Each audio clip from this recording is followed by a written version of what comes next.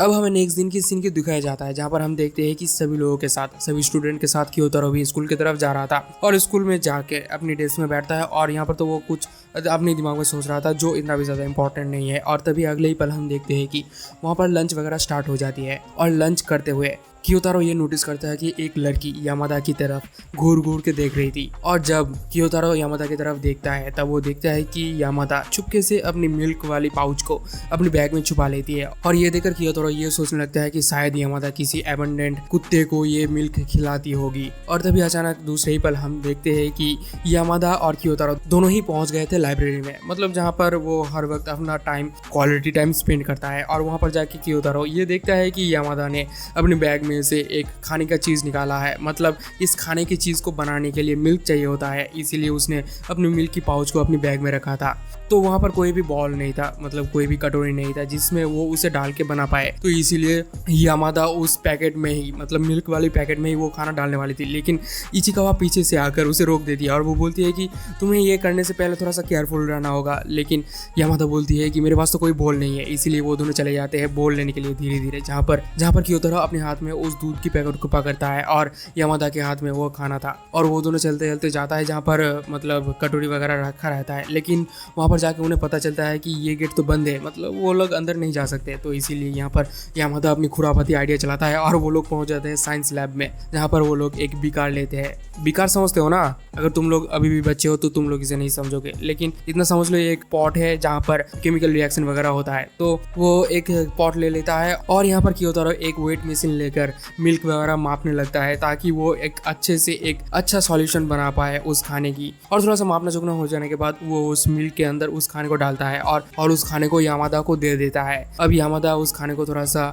हिलाने लगता है, मतलब एक स्पून टाइप का चीज़ की मदद से उसको हिलाता है थोड़ा सा, ताकि वो खाना अच्छी तरीके से बन जाए। अभी यामादा बोलता है कि क्योतारो जरा अपना हाथ दिखाना, मतलब जरा अपना उंगली दिखाना। और इतना बोलते ही यामादा उसके हाथ को पकड़ लेता है और उसकी उंगली को लेकर उस बीकर के अंदर डाल देता है, जिस वजह से उसकी उंगली पे थोड़ा सा खाना चिपक जाता है और वो लेकर वो क्योतारो के मुंह पे ही डाल देता है। और वो पूछती है कि ये कैसा बना है, तो क्योतारो थोड़ा सा खाने के बाद बोलता है कि हाँ ये ठीक है।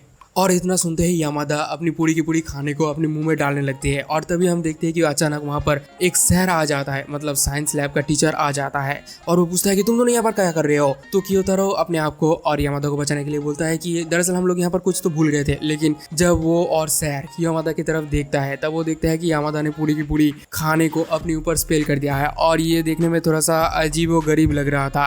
अब नेक्स्ट सीन में हम देखते हैं कि सभी लोग मिलकर स्कूल वगैरह साफ कर रहे थे। और सच बताओ तो ये ट्रेडिशन मुझे बहुत ज़्यादा पसंद आता है कि ये लोग स्कूल वगैरह साफ करते हैं। खैर छोड़ो, तो यहाँ पर साफ करते करते हम देखते हैं कि एक लड़की जो उसे घूर रही थी टिफिन के टाइम, वो लड़की यामादा के ही आसपास घूम रही है और घूमते घूमते वो अचानक यामादा को पुकारती है, जिस वजह से यामादा के हाथ में रखा हुआ कपड़ा नीचे गिर जाता है। और ये देखकर यामादा की बेस्ट फ्रेंड उसके पास आती है, लेकिन यामादा उसकी बेस्ट फ्रेंड को पकड़ के दौड़ते हुए लेकर चली जाती है कि चलो मेरे साथ उस कपड़े को लेने के लिए। और तभी हम देखते हैं कि उस दूसरे लड़की के पास जो वहाँ पर घूम रही थी, उसके पास एक और लड़की आती है और वो पूछती है कि क्या तुमने यामादा से माफी मांग लिया है। लेकिन ये लड़की बोलती है कि नहीं, अभी तक मैंने एपोलॉजी नहीं मांगी है। और इन सब लोगों की बातचीत और इन सब लोगों की बिहेवियर क्योतारो चुप चुप के, मतलब वहीं पर ही खड़ा हुआ था और वो ये सब कुछ नोटिस कर रहा था। और फिर दूसरी वाली लड़की इस लड़की को बोलती है कि आखिर सॉरी बोलने की तो बात है, जल्दी से बोल देना। तो ये लड़की थोड़ा सा गुस्से होकर थोड़ा सा चीड़ कर बोलती है कि हाँ ठीक है। तो दूसरी लड़की बोलती है कि आखिर तुम ऐसी क्यों हो गए हो, तुम मिडिल स्कूल में ऐसी तो नहीं थी। लेकिन ये लड़की बोलती है कि ये सब कुछ तुम्हारे वजह से हुआ है, क्योंकि तुमने ही सेरेना को चेंज किया है और तुम हर वक्त उसके साथ हैंग आउट करती रहती थी। और वो इतना कहते ही वहाँ से दौड़ के चली जाती है। और सच बताओ ये सेरेना कौन है मुझे नहीं पता। अब नेक्स्ट सीन में हम देखते हैं कि यामादा और क्योतारो के साथ साथ अब वो लड़की भी लाइब्रेरी में आ चुकी थी। और सच बताओ तो यार इन लोगों की ज़िंदगी तो एकदम लाइब्रेरी के अंदर ही घुसी हुई है यहाँ तक तो वो तीनों यहाँ पर मौजूद थे। और उस लड़की को देखकर क्योतारो को ये समझ आ जाता है कि वो लड़की भी यहाँ पर उसे, यानी कि यामादा को सॉरी बोलने के लिए आई थी। इसलिए क्योतारो ये सोचने लगता है कि मैं यहाँ से कैसे निकलूँ। और तभी यामादा उसे पुकारती है और वो बोलती है कि हे ये देखो मैंने अपनी फेस एक भूतनी से चेंज कर लिया है, ये थोड़ा सा क्रीपी लग रहा है ना। तो क्योतारो थोड़ा सा हंसते हुए, मतलब जबरदस्ती हंसते हुए बोलता है कि हाँ ये क्रीपी लग रहा है। और फिर वो बोलती है कि चलो हम दोनों एक साथ फोटो खींचते हैं और हम लोग अपने अपने फेस स्वैप करेंगे। लेकिन यहाँ पर क्योतारो ये बोलता है कि दरअसल ये सब कुछ चीज़ें मुझे इतना ज़्यादा अच्छा नहीं लगता। और इतना बोलते ही वो वहाँ से दौड़ के भाग जाता है, क्योंकि वो उन दोनों को थोड़ा सा टाइम देना चाहता था। और उसकी गेट से बाहर निकलते हैं हम देखते हैं कि एक और लड़की मतलब वो दूसरी वाली लड़की क्योतारो को पकड़ लेता है और साइड में खींच लेता है और वो चुप चुप के उन दोनों को देखने लगती है। अब यामादा उस लड़की को बुलाता है। इस लड़की का नाम मुझे नहीं पता भाई, मतलब मुझे पता है कि इस लड़की का नाम क्या है लेकिन बहुत ज़्यादा हार्ड नाम है, इसलिए मैं इसे लड़की ही बुलाऊंगा, ठीक है। तो यामादा उस लड़की को बुलाती है और यामादा उस लड़की से बोलती है कि क्या हम दोनों एक साथ फोटो खींचे और फिर हम लोग अपने अपने फेस स्वैप करेंगे। तो वो लड़की यहाँ पर थोड़ा सा घबराते हुए मान जाती है, मतलब थोड़ा सा ऑकवर्ड मूवमेंट हो जाता है यहाँ पर, मतलब समझ सकते हो यार। तो यहाँ पर वो दोनों फोटो खींच लेते हैं और अपने अपने फेस स्वैप कर लेते हैं। और तभी यामादा ये बोलती है कि अगर मेरे नाक पे ये पट्टी नहीं होती तो शायद ये फोटो और भी अच्छी आती। जो सुनकर ये लड़की धीरे धीरे बोलती है कि मुझे प्लीज माफ कर देना यामादा। जो सुनकर यामादा बोलती है कि माफ कर दूं, लेकिन किस लिए। तो ये लड़की बोलती है कि दरअसल तुम्हारे नाक पे वो बॉल मैं नहीं मारी थी। तो यामादा बोलती है कि अच्छा तो वो तुम थी, लेकिन ठीक है कोई बात नहीं यार, मैं तो वो भूल भी गई हूँ। और फिर वो माहौल को थोड़ा सा नॉर्मल करने के लिए, माहौल को थोड़ा सा कूल करने के लिए बोलती है कि चलो थोड़ा सा स्नैक्स खा लो। लेकिन वो देखता है कि कटोरे के अंदर कोई भी स्नैक्स बचा नहीं है, इसीलिए वो उसे थोड़ा सा चॉकलेट ऑफर करने जाती है। लेकिन वो देखती है कि उसकी पॉकेट में सिर्फ रैपर ही बची है और पॉकेट में रैपर मतलब चॉकलेट निकलते वक्त सारे के सारे रैपर्स जो है वो लाइब्रेरी की फ्लोर पे बिछ जाती है। और ये देखकर वहाँ पर मौजूद वो लड़की, दूसरी वाली लड़की तुरंत ही वहाँ पर आ जाती है और रैपर को उठाने लगती है। अब रैपर वगैरह उठाने के बाद हम देखते हैं कि यामादा वहाँ से चली जाती है और वो दोनों लड़की आपस में थोड़ा बहुत बातचीत करते हैं, जहाँ पर क्योतारो भी वहाँ पर ही खड़ा हुआ था। अब अगले पल हम देखते हैं कि उन लोगों की छुट्टी हो चुकी है और क्योतारो अकेले ही अपनी साइकिल लेकर पैदल चलते हुए घर जा रहा है। ये बंदा साइकिल लेकर पैदल क्यों चल रहा है भाई, ये बहुत ही ज़्यादा मुझे इरिटेट कर रहा है, लेकिन खैर छोड़ो। अब वो यहाँ पर यामादा के बारे में सोचते हुए चलते हुए जा रहा था और तभी हम देखते हैं कि एक ग्रोसरी स्टोर में से यामादा ही निकल के आती है और वो चीखते हुए क्योतारो को पुकारती है और वो बोलती है कि अरे क्योतारो तुम्हारे पास तो एक बाइक भी है, ये तो बहुत ही ज़्यादा बढ़िया है, क्या तुम मुझे एक राइड दोगे। तो क्योतारो थोड़ा सा सोचते हुए अपने दिमाग में कैलकुलेशन करते हुए ये बोलता है कि कहाँ तक जाना है तुम्हें। तो यामादा बोलता है कि अच्छा तो तुम मुझे राइड देने वाले हो। और इतना कहते ही यामादा उसकी कैरियर में, साइकिल की कैरियर में बैठ जाती है और यहाँ पर क्योतारो साइकिल चलाने लगती है। अब वो दोनों यहाँ पर एक दूसरे के साथ बातचीत वगैरह करते हुए चलते हैं, जहाँ पर यामादा बोलती है कि दरअसल मुझे बास्केटबॉल क्लब से निकाल दिया गया है क्योंकि मैं बहुत दिनों से बास्केटबॉल प्रैक्टिस नहीं किया है और अब मैं कोई भी क्लब में ज्वाइन नहीं हूँ। वो पूछता है कि क्योतारो तुम कौन सी क्लब में हो। तो वो बोलता है कि मैं डेटा प्रोसेसिंग क्लब में हूँ। अब यहाँ पर यामादा बोलता है कि शायद मुझे भी डेटा प्रोसेसिंग क्लब में ज्वाइन हो जाना चाहिए। जो सुनकर क्योतारो बोलता है कि अब यामादा बोलता है कि अबे कुछ तो बात बोलो, कुछ तो कहो।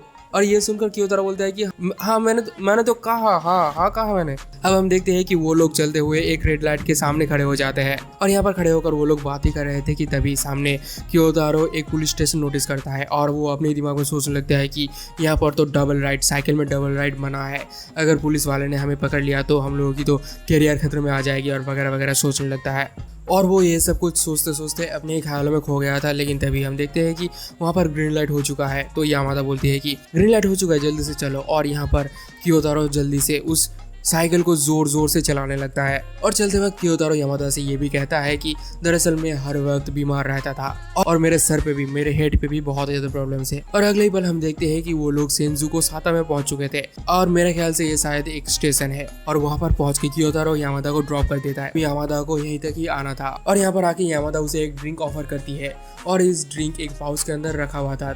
तो क्योतारो उस ड्रिंक को थोड़ा सा सोचने के बाद ले लेता है और उस ड्रिंक की ढक्कन को खोल के उसके रैपर को यामादा को पकड़ा देता है। मतलब जैसे यामादा उसके साथ करती थी वैसे ही वो यहाँ पर उसके साथ करता है और वो उस रैपर को लेकर वहाँ से दौड़ के चली जाती है और जाते वक्त वो उसे बाय बाय कहती है और उसकी बाय बाय सुनकर क्योतारो भी उसे बाय बाय कहता है और वो अपने हाथ को बहुत ही ज़्यादा ऊंचा कर देता है। अब नेक्स्ट दिन क्लासरूम में हम देखते हैं कि उन लोगों की पीटी टीचर मतलब बास्केटबॉल वाली कोच उन लोगों को ये बोल रहा था कि किसी ने तो लाइब्रेरी में कोई रैपर फेंक कर रखा हुआ था, मतलब वो चॉकलेट वाला रैपर जो यामादा के पास था उसको किसी ने फेंक दिया था। मतलब यामादा ने फेंका था, लेकिन ये बात वो आकर उन लोगों को बता रहा था क्लासरूम के अंदर और सभी लोगों को बताते हुए वो यामादा को पूछता है कि क्या तुम्हें पता है कि किसने इस रैपर को फैला है। तो यामादा बोलता है कि मैंने तो वहाँ पर कोई भी रैपर नहीं फैला है और मैं कभी भी लाइब्रेरी के अंदर खाती भी नहीं हूँ। जो सुनकर कोच को थोड़ा सा शक हो जाता है और वो बोलता है कि यामादा तुम आज स्कूल खत्म होने के बाद मुझसे ऑफिस रूम में मिलना। अब यहाँ पर सीन कट हो जाता है और नेक्स्ट सीन में हम देखते हैं कि क्योतारो एक रेस्टोरेंट में आया हुआ है और यहाँ पर क्योतारो अपने दिमाग में ये बोलता है कि दरअसल उस दिन सर को थोड़ा सा काम था, इसीलिए वो यामादा के साथ बातचीत नहीं कर पाया रहा था और वो यहाँ पर ये सोचने लगता है कि कैसे वो यामादा को बचाए इस मायाजाल से, मतलब इस प्रॉब्लम से। तभी वहाँ पर हम देखते हैं कि यामादा की बहन उसके पास आ जाती है और वो बोलती है कि हफ्ते में 5 दिन काम करते करते मैं तो थक गई हूँ, अब मुझे बेबी सिटिंग भी करना पड़ रहा है। लेकिन कियोतोरो यहाँ पर बोलता है कि दरअसल तुम मुझे घसीट के ले आए थे, मैं तो यहाँ पर आना भी नहीं चाहता था। और तभी कियोतोरो ये नोटिस करता है कि यामादा भी उसी रेस्टोरेंट में आ गई है और वो अपने दोस्तों के साथ आई थी और यहाँ पर वो दोनों एक दूसरे को देख लेते हैं, आई टू आई कांटेक्ट हो जाता है उन दोनों के।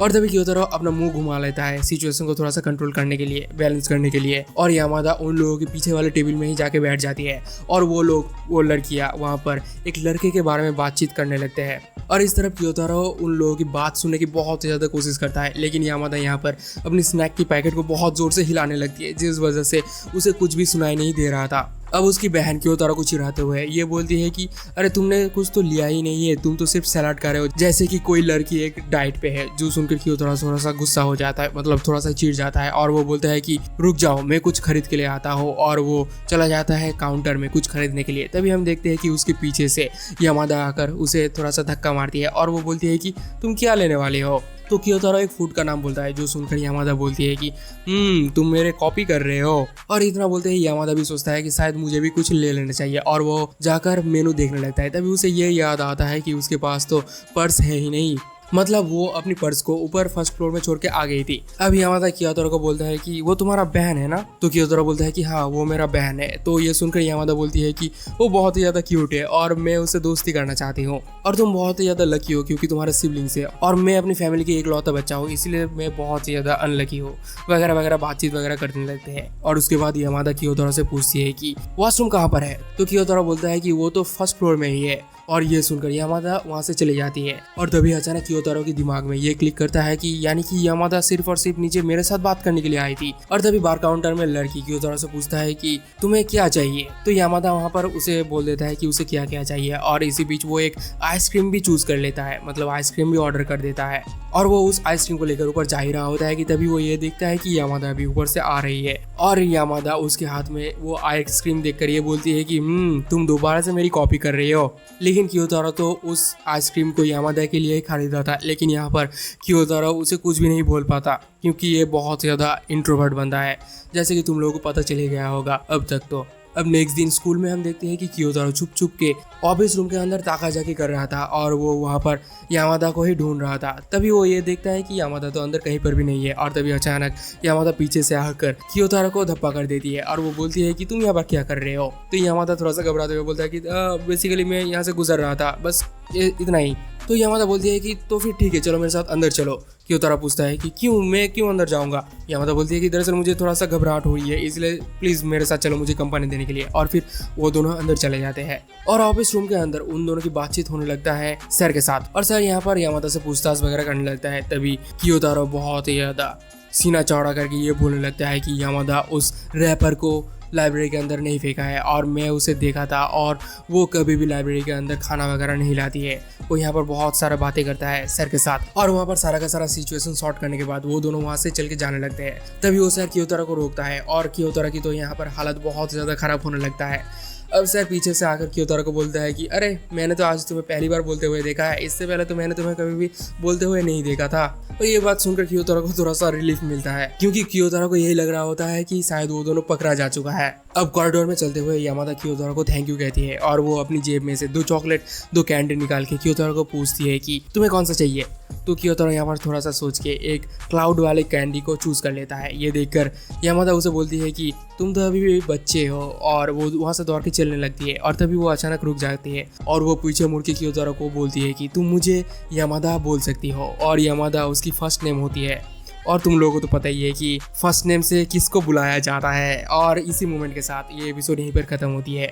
तो आप लोगों को ये वाला एपिसोड कैसा लगा कमेंट में ज़रूर बताना, और अगर थोड़ा सा भी अच्छा लगा हो तो एक छोटा सा सब्सक्राइब करके ज़रूर जाना। और नेक्स्ट एपिसोड में जल्दी ही लाने की कोशिश करूंगा, लेकिन उससे पहले तुम लोग मेरा इस वॉलपेपर ऐप को जरूर से चेकआउट करना यार प्लीज़, इससे मुझे थोड़ा सा सपोर्ट मिल जाएगा, ठीक है ना। तो मिलते हैं नेक्स्ट एपिसोड में, तब तक के लिए सायोनारा।